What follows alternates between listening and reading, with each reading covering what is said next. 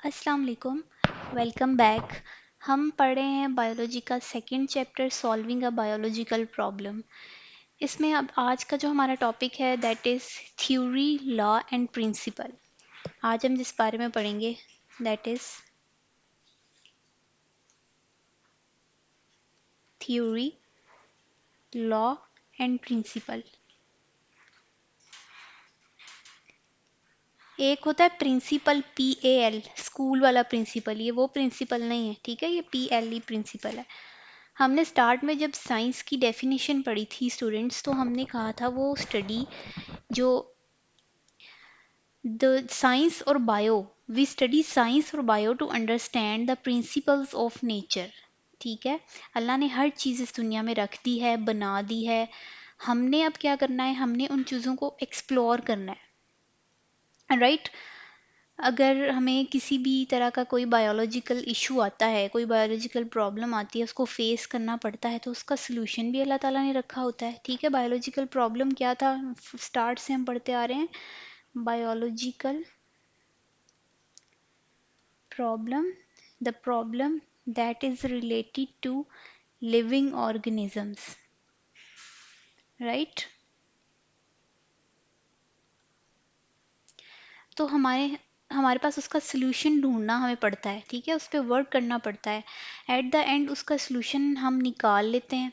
कोई भी ऐसी बात जो हम ऑब्जर्वेशन करके, एक्सपेरिमेंट करके कोई एक नया कंक्लूजन निकालेंगे, वो हम लोगों तक पहुंचाएंगे, ठीक है। जैसे न्यूटन के लॉज, जैसे आपने न्यूटन के लॉज पढ़े। अब न्यूटन ने लॉज बनाए थे तो क्या वो उसने अपने तक रख लिए थे? नहीं, उसे लोगों तक पहुंचाया था। तो ये एक ऐसी स्टेटमेंट बना देते हैं जिसको पूरी दुनिया के साइंटिस्ट चैलेंज नहीं कर सकते, ठीक है, वो उसको रॉन्ग प्रूफ नहीं कर सकते। Is that clear? अब थ्योरी क्या है, व्हाट इज थ्योरी? हाइपोथेसिस के बारे में पिछले हम पढ़ के आए हैं। ये हाइपोथेसिस और थ्योरी का मैंने एक साथ इसलिए रखा है क्योंकि इनका बहुत ज़्यादा आपस में एक लिंक है। मैं अब आपको एक्सप्लेन करती हूँ थ्योरी क्या है, उसमें आपको हाइपोथेसिस भी क्लियर हो जाएगा। जब कोई साइंटिस्ट कोई वर्क करता है, एक्सपेरिमेंट करता है, और एक्सपेरिमेंट किस लिए करता है? To check the hypothesis. ठीक है, हो गया ना इसका कनेक्शन थ्योरी का इसके साथ? कैसे कि एक्सपेरिमेंट इसलिए किया जाता है ताकि हम अपने हाइपोथेसिस को चेक कर सकें। अगर उसकी हाइपोथेसिस को रिजल्ट दे दो, मतलब एक दफ़ा सही साबित हो जाएगी, तो साइंटिस्ट अपनी उस हाइपोथेसिस के रिजल्ट को थ्योरी का नाम दे देते हैं। ठीक है, आपके पास एक हाइपोथेसिस था, उस हाइपोथेसिस पे आपने एक्सपेरिमेंट किए। एक्सपेरिमेंट करने के बाद अगर आपका वो हाइपोथेसिस बिल्कुल करेक्ट प्रूफ हो गया है, साबित हो गया कि वो ठीक है, तो फिर साइंटिस्ट ने उसको नाम दे देना है थ्योरी का। क्योंकि हाइपोथेसिस हमने पढ़ा है कि ये एक टेंटेटिव एक्सप्लेनेशन होती है, टेंटेटिव स्टेटमेंट होती है, यानी कि डाउटफुल स्टेटमेंट होती है, जो कि सही भी हो सकती है और गलत भी हो सकती है। और ये किस बेसिस पे बनती है? ये हमारी बनती है ऑब्जर्वेशन के बेसिस पे। जो हमने ऑब्जर्वेशंस किए होते हैं उसकी बेसिस पे हम इसको बनाते हैं। तो कोई भी साइंटिस्ट किस अपने हाइपोथेसिस को, जैसे मैं आपको एक एग्जांपल दे देती हूँ इधर। हमने हाइपोथेसिस बनाया कि प्लाज्मोडियम जो है वो is a cause of malaria. Okay, Plasmodium is a cause of malaria. अगर तो वो ठीक साबित हो गया है और आगे वो मतलब बार बार उस पर एक्सपेरिमेंट्स करने के बाद वो ठीक साबित होता रहा है, तो फिर ये एक थ्योरी बन जाएगी। और अगर कोई बात रॉन्ग प्रूफ हुई है तो हम वापस क्या करेंगे, वापस हम अपनी हाइपोथेसिस से कन्वर्ट कर देंगे ऑब्जर्वेशन पे। ठीक है, ऑब्जर्वेशन दोबारा होगी, दोबारा से हाइपोथेसिस बनेगा, डिडक्शंस होंगी, और उसके ऊपर दोबारा से एक्सपेरिमेंट किया जाएगा। और अगर वो सिलेक्ट हो गई तो वो थ्योरी बन जाएगी। अब बहुत सिंपल सी यहाँ पर बात है कि अगर आपका हाइपोथेसिस एक्सपेरिमेंट्स के थ्रू बिल्कुल ठीक साबित हो गया है, तो फिर वो आपके पास थ्योरी आ जाती है। तो थ्योरी क्या है? और अगर रॉन्ग प्रूफ हो गई तो वो वापस ऑब्जर्वेशन पे चला जाएगा, वो दोबारा से हम काम करेंगे। ठीक है, हो सकता है कि मेरे पास किसी भी, फॉर एग्जाम्पल एक एक्सपेरिमेंट किया, तो हो सकता है मेरे पास इसका आंसर ठीक आ रहा हो, लेकिन किसी दूसरे कंट्री में दूसरा साइंटिस्ट उसको सॉल्व करते करे तो उसका आंसर ठीक ना आए। जो बात मैंने कही है हो सकता है वो उस वैसी ना हो। तो ऐसी हाइपोथेसिस जो फर्स्ट टाइम प्रूव हो जाए, आपने एक्सपेरिमेंट किया, वो प्रूव हो गई, लेकिन अभी इंटरनेशनली रिकग्नाइज्ड नहीं हुई, हर साइंटिस्ट ने उसको प्रूव नहीं किया, तो इसको थ्योरी कहेंगे हम, ठीक है। इसको हम क्या कहेंगे? That is called theory. The hypothesis, आपकी बुक में थ्योरी की जो डेफिनेशन लिखी है, जो आपने याद रखनी है, वो ये है: the hypothesis that stands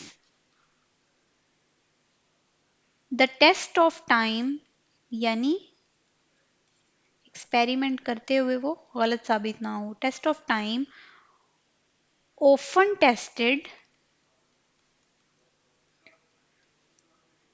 and never rejected, is called theory. Okay, is it right, is it clear? कि हाइपोथेसिस जिस पे बार बार टेस्ट किए जाएं और वो टेस्ट ऑफ टाइम पे बिल्कुल ठीक साबित हो और उसको कोई रिजेक्ट ना कर सके, ऐसे हाइपोथेसिस को हम थ्योरी का नाम दे देते हैं। लेकिन अब जब थ्योरी बना ली मैंने, तो फिर मैं लोगों को चैलेंज करूंगी, उन्हें बताऊंगी दूसरे साइंटिस्ट को कि मेरे मेरे पास एक बायोलॉजिकल प्रॉब्लम था, उसको मैंने इस तरीके से हल किया है, मेरे पास उसका ये रिजल्ट निकला है, आप लोग भी इसको प्रूव करो, एक्सपेरिमेंट्स को रिपीट करो और फिर बताओ कि मेरी बात ठीक है या गलत है। तो अगर पूरी दुनिया के साइंटिस्ट हर जगह पे डिफरेंट लैब्स में जो साइंटिस्ट एक्सपेरिमेंट कर रहे होते हैं उस थ्योरी को टेस्ट करें और आंसर सेम आए, सेम सोल्यूशन आए, तो फिर वो थ्योरी हमारे पास एक लॉ बन जाती है, ठीक है। वो थ्योरी हमारे पास लॉ बन जाती है। The irrefutable theory is called law। Irrefutable theory जो है हमारे पास, वो लॉ बन जाती है। और लॉ के बाद साइंटिस्ट जो हैं वो बिल्कुल इस पे रिसर्च नहीं करते, उसके आगे नहीं सोचा जाता कि ये बात ऐसे क्यों है। आप न्यूटन के जो लॉज हैं हमारे पास पढ़े हैं, जैसे every action as a reaction, तो उसके आगे हमारी सोच रुक जाती है, इसके आगे हम नहीं जा सकते। This is the fact of nature. आपकी बुक में एक टाइप डिस्कस की हुई है थ्योरी की, दैट इज प्रोडक्टिव थ्योरी। पहले हम थ्योरी की एक टाइप को डिस्कस कर लें। प्रोडक्टिव थ्योरी क्या है?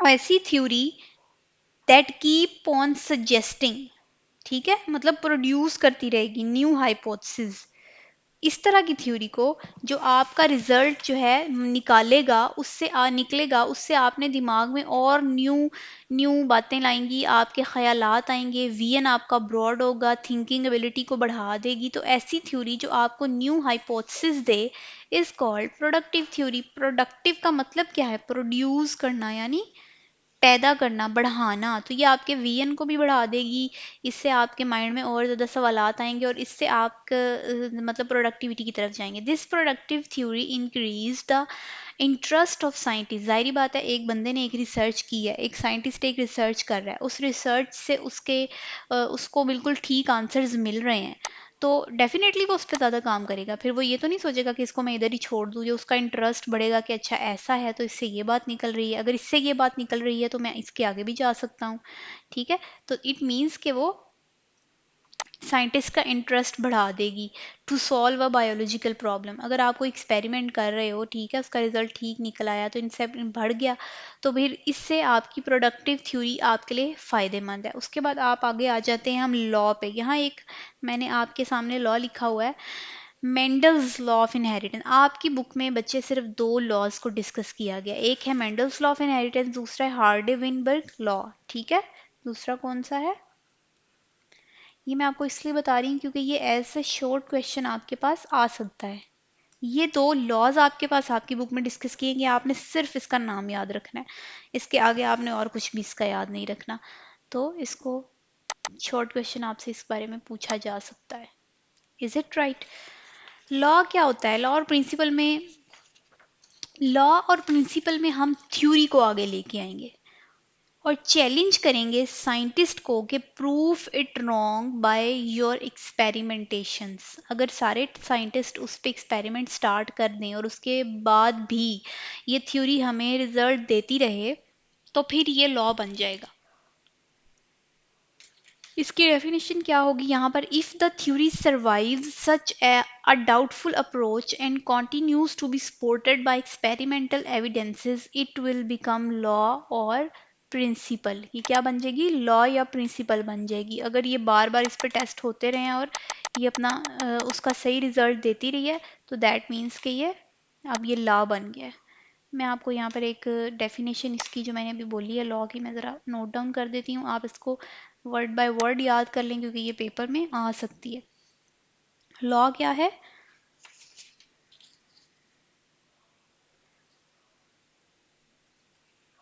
इफ द, डिस्कस किसको कर रहे हैं, थ्योरी को, theory survives such a doubtful approach and continues to be supported, यानी चलती है वो, कहीं पर रिजेक्ट नहीं होती, वो अपने एक्सपेरिमेंट से प्रूफ सही होती है, supported by experiment, it will become law या principle. Is that clear. Principle में आपने ये याद रखना है ये PLE वाला प्रिंसिपल है, नॉट PAL। PAL वाला प्रिंसिपल जो स्कूल में होता है ये वो नहीं है।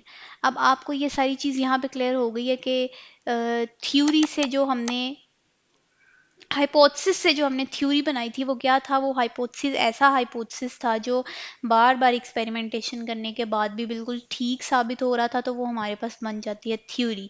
उस थ्योरी को हम लोगों को चैलेंज करते हैं, साइंटिस्ट लोगों को चैलेंज करता है कि आप इस पर रिसर्च करें। वो जब वो इंटरनेशनली उसको प्रूव कर दिया जाता है, हर जगह पर उसके बारे में ठीक रिजल्ट सेम आ जाते हैं, तो फिर वो प्रिंसिपल या लॉ बन जाता है। और प्रिंसिपल और लॉ बनने के बाद कोई भी साइंटिस्ट दुनिया में, कोई भी बंदा उसको चैलेंज नहीं कर सकता, उस पर फर्दर स्टडीज़ नहीं करता, रिसर्च नहीं करता, क्योंकि फिर उसको फैक्ट ऑफ नेचर कह के उस टॉपिक को एंड ऑफ टॉक कर दिया जाता है। नेक्स्ट मजीद उस पर कोई बात नहीं की जाती। तो ऐसे जो हमारे पास लॉज होते हैं, आपके सामने बहुत सारी एग्जांपल्स हैं, दो आपकी बुक में डिस्कस भी कर दिए गए हैं जो आपको शॉर्ट क्वेश्चन के तौर पे आ सकते हैं। जैसे न्यूटन का लॉ ऑफ मोशन है, ये आपकी बुक में नहीं है लेकिन एक एग्जांपल दे रही हूँ कि इस तरह ये, इस लॉ को किसी ने चैलेंज नहीं किया कभी। क्यों? क्योंकि ये चैलेंज नहीं किया जा सकता, यहाँ पर फुल स्टॉप लग गया है। ठीक है।